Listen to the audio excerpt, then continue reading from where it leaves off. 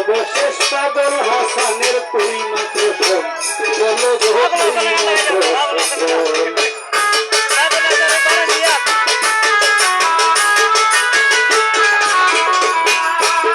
একলা দূরে যাস না কন্যা, করিস না তুই ছবি, সর্বশেষ পাগল হাসানের তুই মাত্র শোন, বলো গো তুই মাত্র শোন।